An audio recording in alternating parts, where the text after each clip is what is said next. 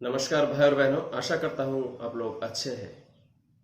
भारतवर्ष में 130 करोड़ आबादी है और यहाँ पे 40 करोड़ से ऊपर लोग गरीबी रेखा का नीचे है। मतलब उनकी रोजाना की इनकम 34 रुपीज और मे बी 35 रुपीज, उससे भी लेस।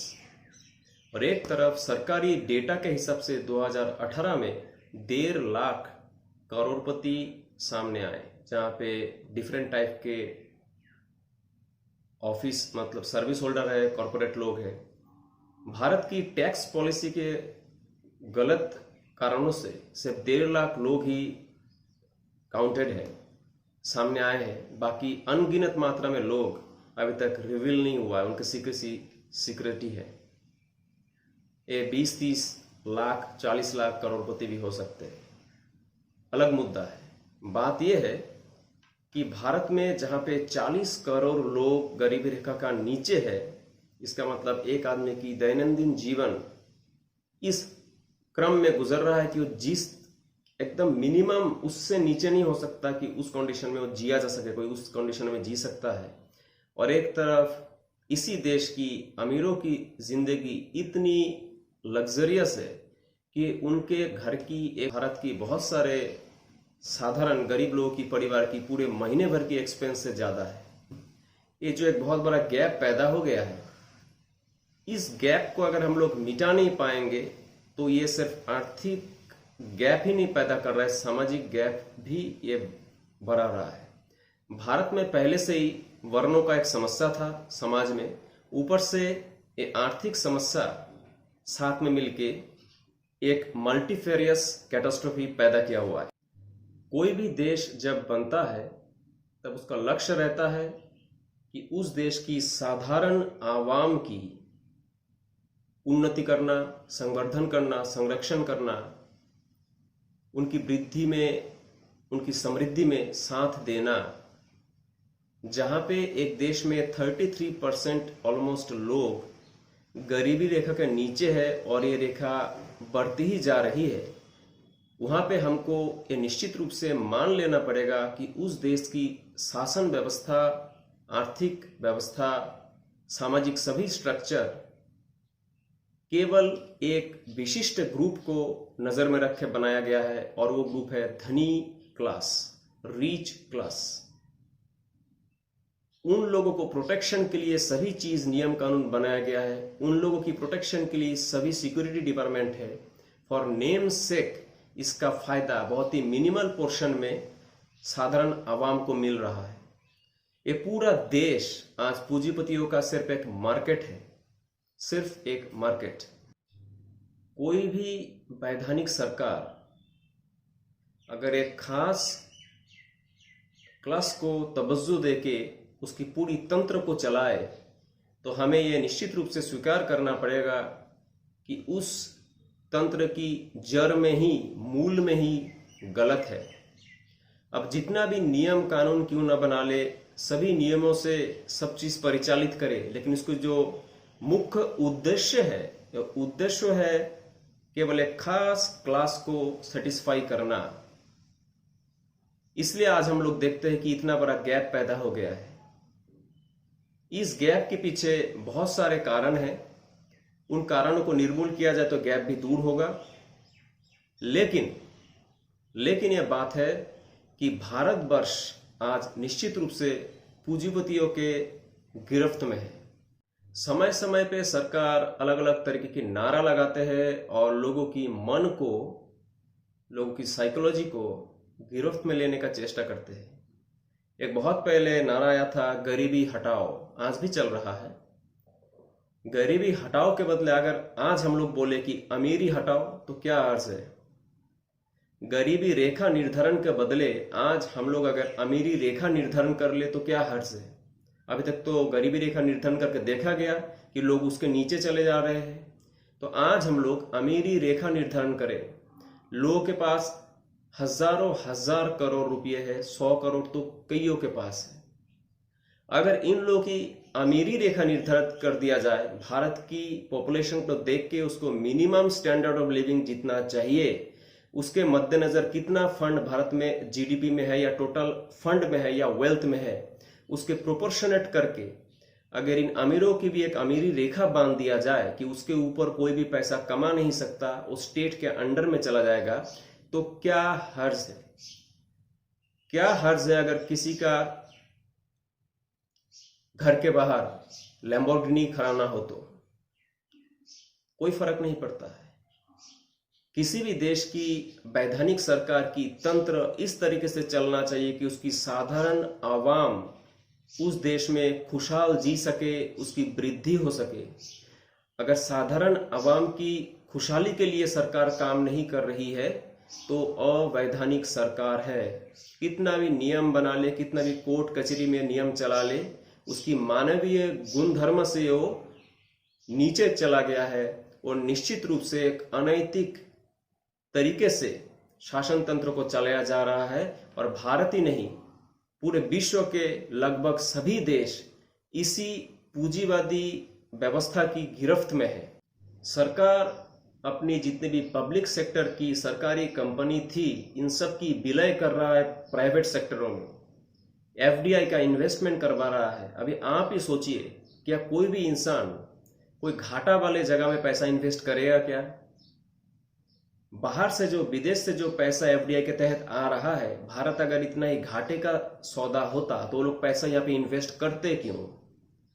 सरकार को उन एफडीआई को रद्द करवा के खुद से भले ही लोन लेके क्यों ना हो पैसा इन्वेस्ट करना चाहिए। और लोन लेने की भी जरूरत नहीं है, क्योंकि अगर अमीरी रेखा फिक्स कर दिया जाए तो जितने भी कंपनी, जितने भी फैक्ट्री, जितने भी इंडस्ट्रियलिस्ट है, उनकी अपनी पूरी संपत्ति स्टेट के अंडर में चला जाता है। उनकी एक मिनिमम लेवल ऑफ मनी उनको दे दिया जाए, जो उसको रिच क्लास को निश्चित रूप से सर्टिफाई करेगा, लेकिन मैक्सिमम प्रॉपर्टी स्टेट के अंडर में चला जाएगा। उनकी ओनरशिप भी फर्स्ट फेज में मेंटेन रहे, लेकिन सरकार के तालमेल के हिसाब से ही प्रोडक्शन करे, ना कि सिर्फ अपने बुद्धि से। एक समय सरकार 51% एफडीआई के विरोध में खड़ा हुआ था, आज 100% एफडीआई के सपोर्ट में टोटली एग्रेसिव है और कर भी दिया है। ये जो दो मत है कि जब अपना बारी आए तब मैं अपना पल्ला झाड़ के वही चीज करूं जिसका मैं एक समय विरोध किया था, ये उसकी आइडियोलॉजिकल डिफरेंस को शो करता है और ये दिखाता है कि किस तरीके से पूंजीवाद की सराहना सरकार कर रहा है। For name sec only, for name सेक ये देश जनता के लिए चल रहा है, लेकिन मैक्सिमम क्षेत्र में ये देश पूंजीवादियों के सपोर्ट में चल रहा है। और हम लोगों को टिकाए रखने के लिए, चूंकि ये देश विभिन्न मायने में बहुत बड़ा एक बाजार है, इस बाजार के कस्टमरों को जिंदा रखना एक बहुत जरूरी चीज है। इसलिए एक मिनिमम फ्रैक्शन ऑफ वेल्थ साधारण जनता एंजॉय कर रहा है और उसी में खुश है। देश का अब कोई भी सरकार पैसा इन्वेस्ट नहीं करना चाहता कोई भी प्रोजेक्ट पे, इसलिए ही तो सभी पब्लिक सेक्टर बेची जा रही है। क्यों? क्योंकि पैसा इन्वेस्ट करने में सबसे पहले पैसा की जुगाड़ करनी पड़ेगी, और जब तक उस पैसा की रिटर्न आएगा तब तक हो सकता है सरकार गद्दी पे हो ही ना, तो उसका फल कौन रीप करेगा। इसलिए सबसे आसान तरीका है कि प्राइवेट सेक्टर को ये सभी टेंडर दे दिया जाए, उसके बदले उसके एवज में एक अच्छा कमीशन मिल जाए। यहां तक कि जो वर्क फोर्स है उसको भी एम्प्लॉयमेंट देने की झमेला ही ना हो, क्योंकि एम्प्लॉयमेंट प्राइवेट सेक्टर देंगे उसकी अपनी हेडेक हो जाएगी, और ना ही उनको नौकरी देके रिटायरमेंट के बाद पेंशन की कोई स्कीम देने की जरूरत पड़ेगी सरकार की। तो प्राइवेट सेक्टर के हवाले करने से सरकार की मतलब तथाकथित सरकार की, कुछ मंत्रियों की, उनकी कैबिनेट की बहुत ज्यादा फायदा है, क्योंकि उसके अंदर कोई रेस्पॉन्सिबिलिटी नहीं रहता है।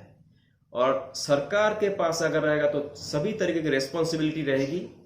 लेकिन एक चीज गौर करने वाला यह है कि हम लोगों ने जब सरकार चुना था तो हम लोगों की अपनी रेस्पॉन्सिबिलिटी लेने के लिए चुना था, ना कि उनकी जिम्मेदारी, उनकी मजबूरी हम ढोए। आज प्राइवेट सेक्टर के अंडर में जाने के कारण किसी भी चीज की कोई सिक्योरिटी नहीं है। बैंक में पैसा है, कोलैप्स हो जाता है। कुछ दिन पहले पीएमसी बैंक की बहुत सारे प्रॉब्लम आया था। शेयर मार्केट में पैसा है, डूबा हुआ है। लैंड में पैसा फंसा है, लैंड बिक नहीं रहा है। प्रॉपर्टी में पैसा इन्वेस्ट किया हुआ है, बिल्डिंग में बिक नहीं रहा है। मार्केट में पैसा है, कर्ज है। आज भारत की डिफरेंट तरीके की इकोनॉमिक पॉलिसी के कारण, जो गलत पॉलिसी थी उसके कारण हर इंसान की पैसा मार्केट में कोलैप्स है। जो जैसे तैसे जी रहा था, उसकी जीविका उपार्जन की सभी तरीके के सोर्स को किक आउट कर दिया गया है। वो सही मायने में आत्मनिर्भर हो चुका है, इसमें कोई दीमत नहीं है, भगवान निर्भर हो चुका है। आज इस भीषण परिस्थिति में, जहां पे एक तो पेंडेमिक है, ऊपर से आर्थिक स्ट्रक्चर खत्म है, जीडीपी माइनस में चला जाएगा शायद कुछ दिन बाद, यहाँ पे अगर देश की जनता को जीवित रखना है तो एकमात्र उपाय ये है कि जितने भी पूंजीपति है उन सब की पूंजियों को सरकार अपने कब्जे में ले, for the welfare of the whole nation. और उनको भी मानव अधिकार के तहत कलेक्टिव वेलफेयर में बोलने के अधिकार नहीं रहना चाहिए। जैसे कोई बैंक में पैसा है, इमरजेंसी में, वार के समय सरकार पैसा को सीज करता है, किसी भी प्रॉपर्टी को सरकार कभी भी जब्त कर सकता है, ठीक उसी तरीके से ही देश की इतने करोड़ों करोड़ लोगों को जिंदा रखने के लिए अगर हमें 1.5, 2, 3, 4 लाख लोगों की संपत्ति को जब्त करना पड़े तो उसमें कोई हर्ज नहीं है, ये जनसेवा में ही जाएगा। दूसरी चीज, सरकार को अविलंब उसके जितने भी नीतियां हैं सब बदलना चाहिए। उसके जितने भी सरकारी कंट्रोल वाले जितने भी कंपनीज है, उन कंपनियों को फिर से रिहोल्ड करना चाहिए उसकी पोजीशन स्टेटस को। हो सकता है सरकार में जितने भी लोग जॉब में है उसकी पैसा कम कर दे, कोई प्रॉब्लम नहीं है। बहुत सारे लोगों को 90,000, 1,80,000 मिल रहा है, उसकी पैसा थोड़ा कम भी कर दे, कोई हर्ज नहीं। उसके एवज में अगर और बहुत सारे लोगों को नौकरी दिया जाए, लोग कम से कम जिएगा। सबसे हमें पहले प्रायोरिटी देना चाहिए कि लोगों की लाइवलीहुड की एश्योरेंस कैसे हो। इसके लिए हमें अमीरी रेखा को पहले बनाना पड़ेगा, फिक्स करनी पड़ेगी। एक्सेस पैसा वाले सभी पूंजीपतियों का पैसा सीज करना पड़ेगा। उनकी जैसे कंपनी थी वो अगर हेल्दी है तो उसको वैसे ही रहेगा। लोगों की शेयर मार्केट में पैसा इन्वेस्ट है और फर्स्ट फेज में वैसे ही रहे, लोगों को पैसा निकालने नहीं जरूरत है। सरकार इसकी एश्योरेंस दे, से मालिकाना हट जाएगा।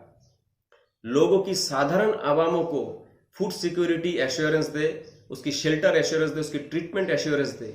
और सरकार केवल एलिट क्लास के लिए काम ना करे, ओपनली खुल के साधारण जनता के लिए काम करे। तो मेरा ये निश्चित रूप से आशा है और मेरे देशवासियों के ऊपर मैं जानता हूं कि जैसे भारत जब स्वाधीन हुआ था तो लोगों ने अपने गहने, महिलाओं ने अपने गहने, अपने बेटियों की शादियों के जेवर भी खुल के दे दिए थे।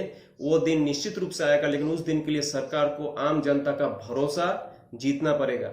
भारत में 50 लाख करोड़ से भी ज्यादा सोना है जो लीगल है, मतलब स्वाधीनता के बाद। उसके पहले तो लोगों के पास सोना है, उसको तो काउंटिंग में नहीं आता, तो उसके लिए कोई रसीद ही नहीं बनते थे। हम लोग के बहुत सारे मंदिर है, हम लोग के बहुत सारे ट्रस्ट है जहां पे बहुत सारे सोना है। इसकी वैल्यूएशन करेंगे तो भारत किसी भी रूप में गरीब नहीं है। लेकिन इस चीजों को अंडरटेक करने की जो कॉन्फिडेंस सरकार को दिखानी पड़ेगी, वो दिखानी पड़ेगी अपनी नीतियों के तहत। और वो नीति रिफ्लेक्ट करेगा कि वो नीति सही मायने में साधारण जनता के लिए है कि नहीं, साधारण आवाम के लिए है कि नहीं, या ये कोई फिर से धांधलाबाजी है। एक चश्मा पहन के एक दृश्य दिखाया, चश्मा खोल के दूसरा दृश्य दिख रहा है, ऐसा ना हो। तो हमें निश्चित रूप से गरीबी रेखा निर्धारण के बदले अमीरी रेखा निर्धारण के प्रति जाना चाहिए। और देश की जनता ये अपने माइंड पे बैठा ले कि हमें लोगों की कंपनियों में, फैक्ट्री में काम करके अपने पेट पालने की जरूरत के हिसाब से सिर्फ ना सोचे।